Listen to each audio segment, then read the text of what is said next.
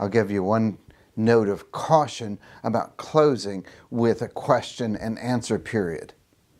One of the reasons why you might not want to close with a question answer period is because oftentimes the questions that you get will not be the strongest content that your audience experiences.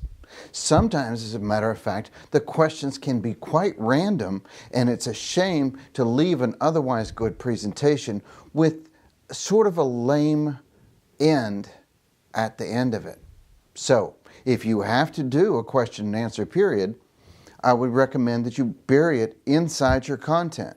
Now, a lot of times you don't have to do a question and answer. I was working with a financial advisor. She had been asked to be at a national convention, and she said, what do I need to do about this Q&A period? And I said, do you have to have one? And she called the organizers, and they said, no, absolutely not. And so she chose not to. It was a stronger production because she didn't stop to answer questions. Now, she told everybody, here's my email. When you have questions, please let's get into a dialogue afterwards and we'll talk. And she certainly took questions in the hallway, but she didn't close her presentation with a Q&A.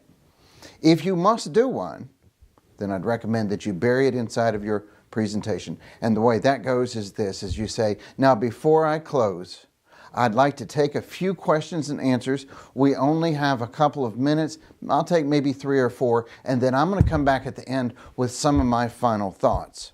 So then you do the Q&A, which may or may not be the most important part of your presentation, but then you take back control and say, okay, well, I know you have more questions, but if you'll catch me in the hallway, I'll be glad to answer those. And then you go in and you give your big, powerful close.